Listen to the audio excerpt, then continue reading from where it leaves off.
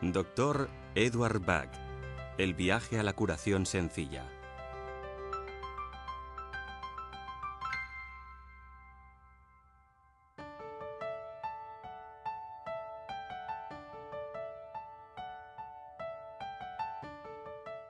El descubrimiento casual de una flor cerca de un manantial de montaña en Gales marcaría el comienzo de un viaje para uno de los pensadores más imaginativos de nuestro tiempo, Edward Bug, un doctor entregado y apasionado que dio la espalda a la medicina ortodoxa y empezó a investigar el poder curativo de la naturaleza para tratar las enfermedades.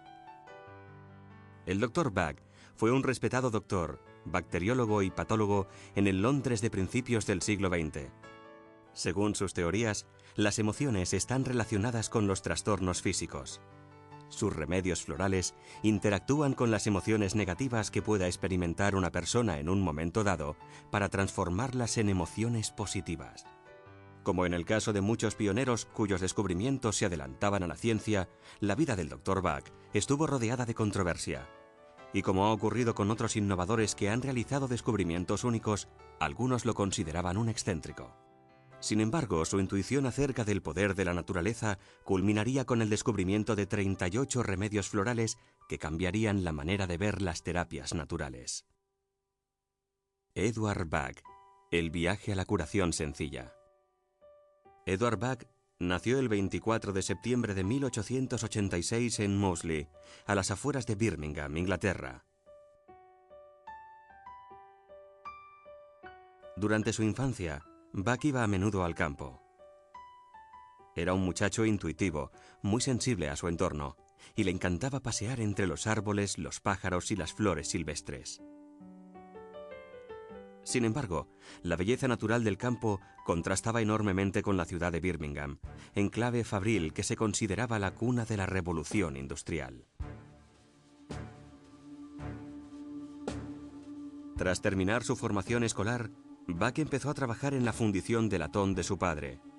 Había descartado sus sueños infantiles de ser doctor, pues veía que no podía pedir a sus padres que costeasen los estudios de medicina.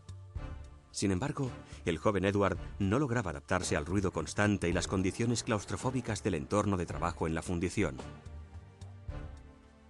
A pesar de todo, en aquel contexto industrial encontró una inspiración muy diferente.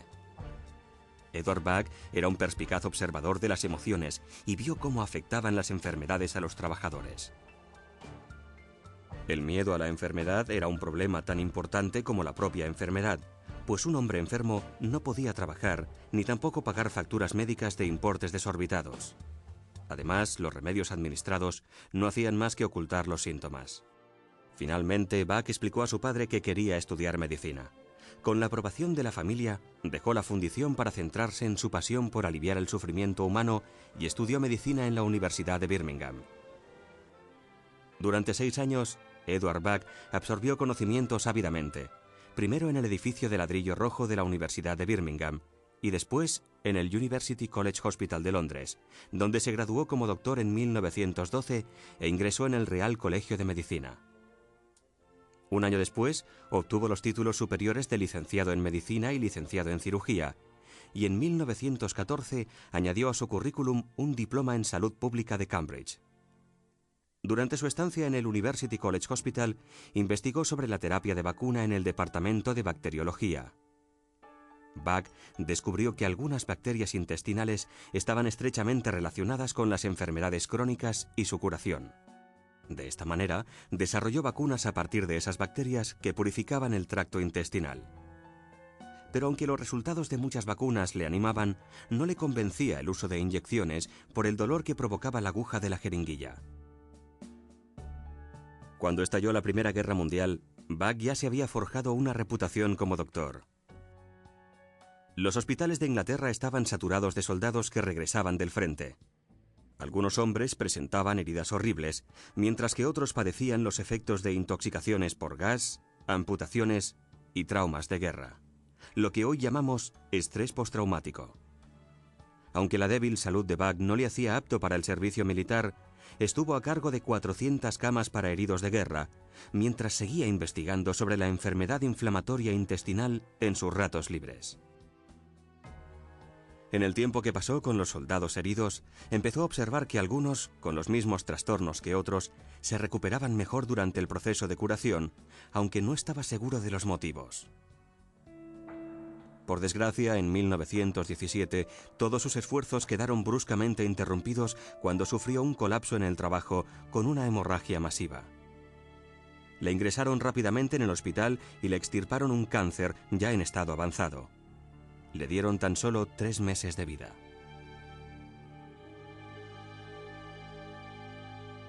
Pero para el tenaz Dr. Bach aún quedaba mucho trabajo por hacer, pues creía que todavía no había profundizado lo suficiente en su investigación. Aunque todavía estaba muy débil y apenas podía caminar, regresó a su laboratorio dispuesto a hacer todo lo que pudiese en el poco tiempo de que disponía. Su determinación le dio fuerzas renovadas, desafiando todos los pronósticos y sorprendiendo a sus colegas.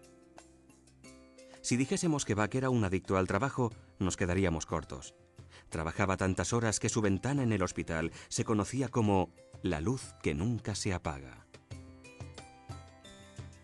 El año siguiente, el Dr. Bach recibió permiso oficioso para vacunar a las tropas inglesas.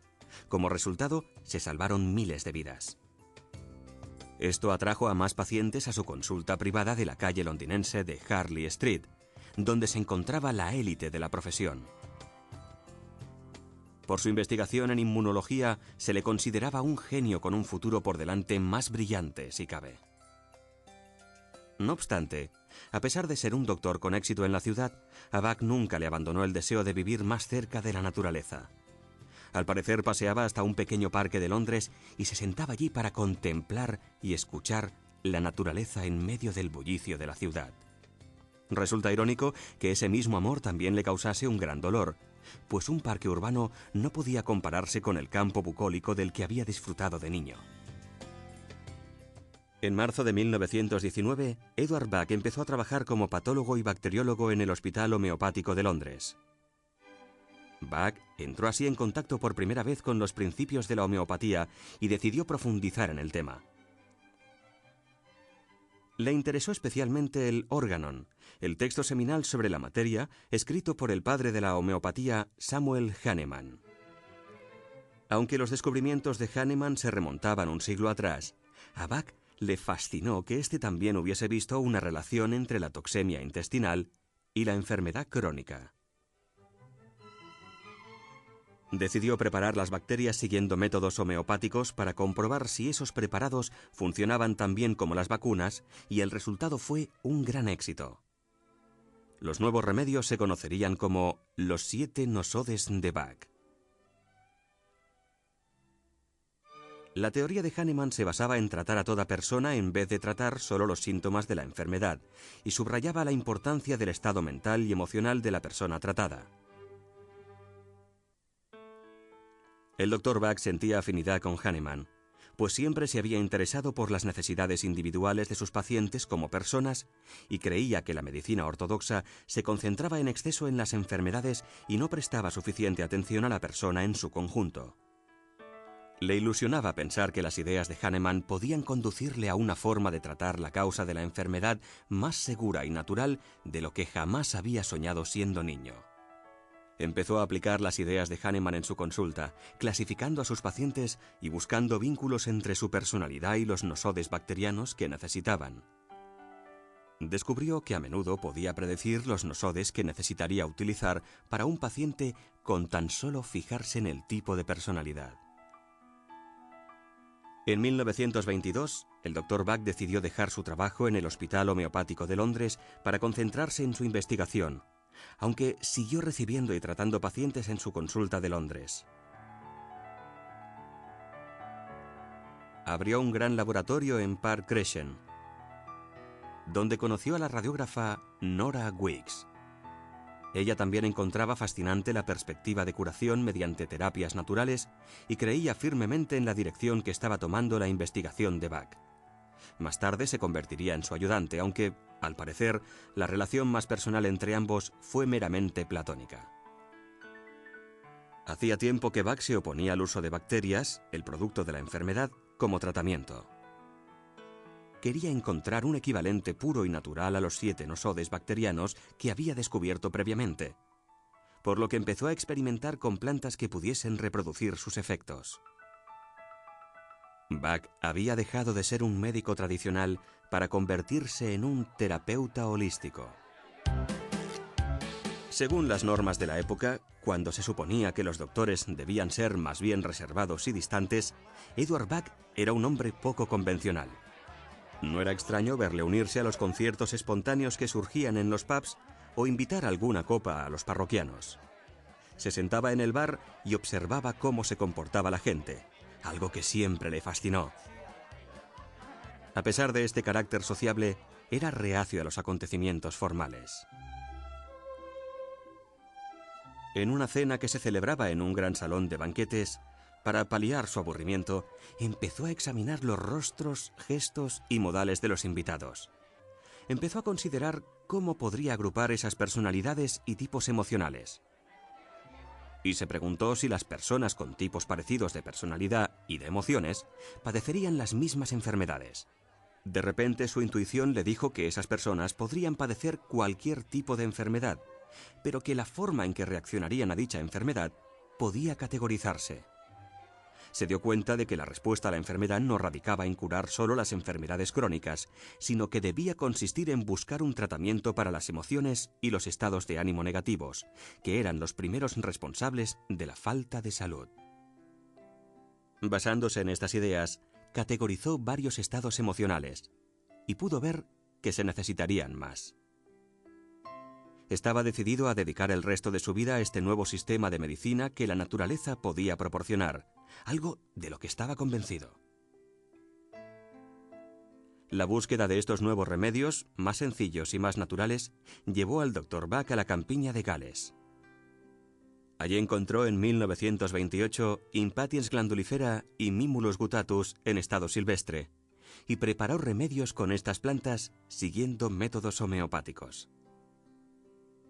El Dr. Bach empezó a usar los nuevos remedios florales con sus pacientes, prescribiéndolos según su personalidad. El éxito fue inmediato y notable. A continuación añadió a su colección la clemátide. Estos 3 remedios tuvieron tanto éxito que a finales del año siguiente había dejado de usar todos los demás medicamentos. Mientras tanto, seguía buscando más plantas curativas.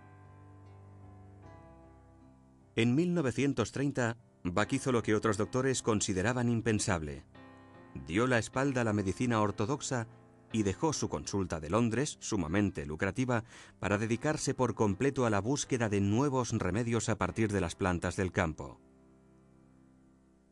Además, le pidió a Nora Weeks que le acompañase como ayudante. El Dr. Bach siguió descartando de su práctica ideas y teorías innecesarias, como los antiguos métodos de preparación de remedios en laboratorio, y diseñó 2 nuevos métodos para preparar las flores. El primero de ellos fue el método del sol.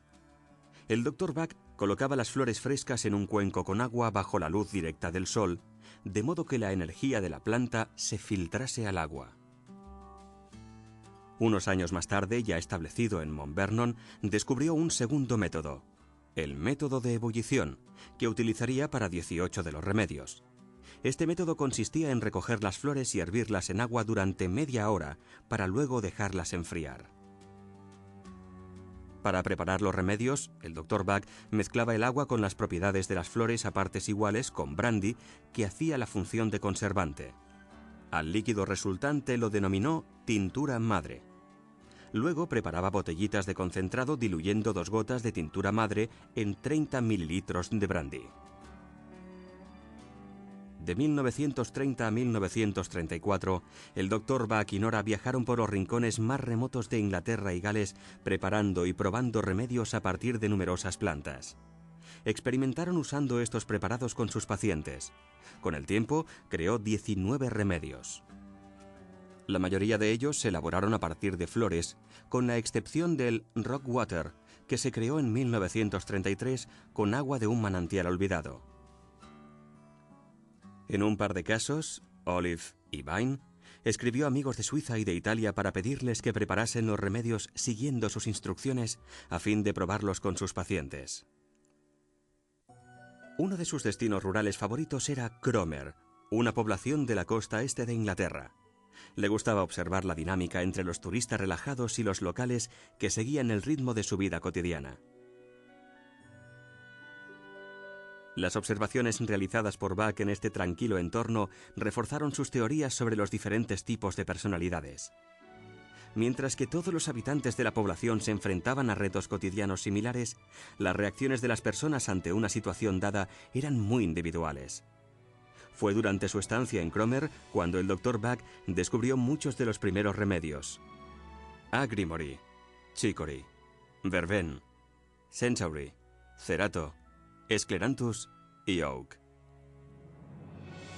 También fue ahí donde una emergencia marítima puso a prueba el trabajo de Bach. El 14 de diciembre de 1933, una feroz tormenta azotaba el mar.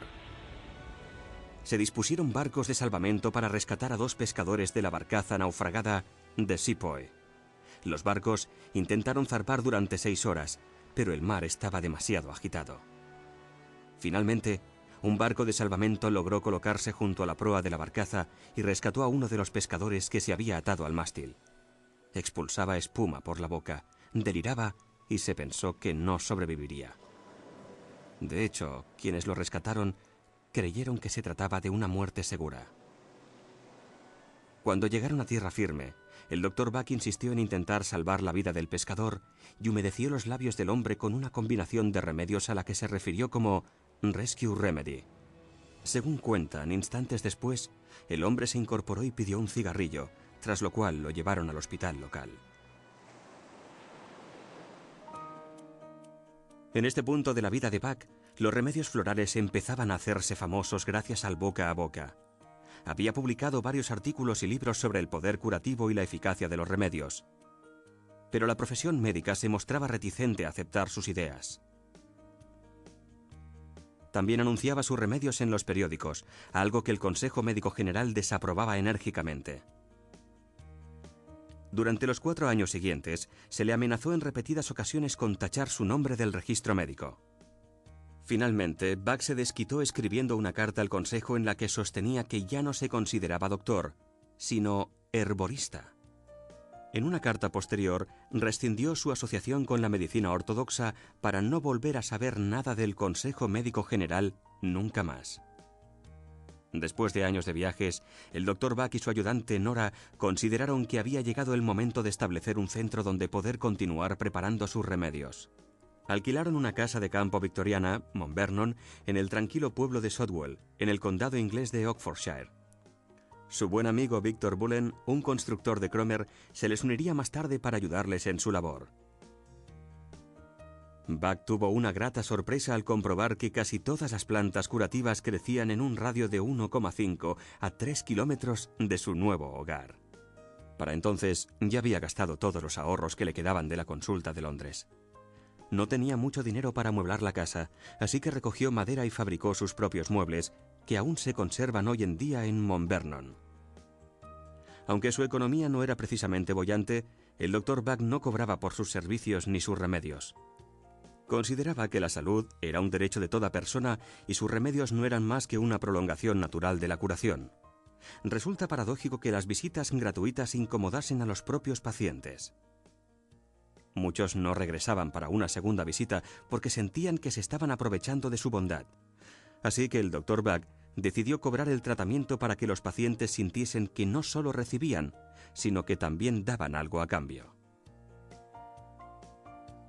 La fama de los remedios empezó a extenderse. Bach conocía a la familia Nelson, los propietarios de la farmacia homeopática más antigua de Europa. De vez en cuando viajaba a Londres para entregar sus tinturas madre en esta y otras 2 farmacias. Bach también seguía tratando a los pacientes que acudían a verle a Mount Vernon. En esta época, él mismo padeció estados de ánimo negativos para los que aún no tenía remedio. Así descubrió los 19 remedios finales, buscando plantas para tratar sus propias dolencias. El sueño del Dr. Edward Bach de crear un sistema basado en la naturaleza como catalizadora para conseguir un buen estado de salud se había hecho realidad. Y lo más importante para él, el nuevo sistema de remedios era seguro, eficaz y sobre todo, sencillo de usar. El Dr. Bach dio un último golpe de efecto. Quemó casi todas las notas sobre sus estudios de casos y sus hallazgos. Veía el sistema completo como un regalo de la naturaleza. Quería que la gente lo viese y lo juzgase tal como era, sin distraerse con teorías y especulaciones. De esta manera escribió: «No hace falta ciencia ni conocimiento. Obtendrán mayor beneficio de este regalo enviado por Dios quienes lo mantengan tan puro como es, libre de ciencia, libre de teorías, pues en la naturaleza todo es sencillo». El Dr. Bach trató con sus remedios a muchas personas de forma satisfactoria.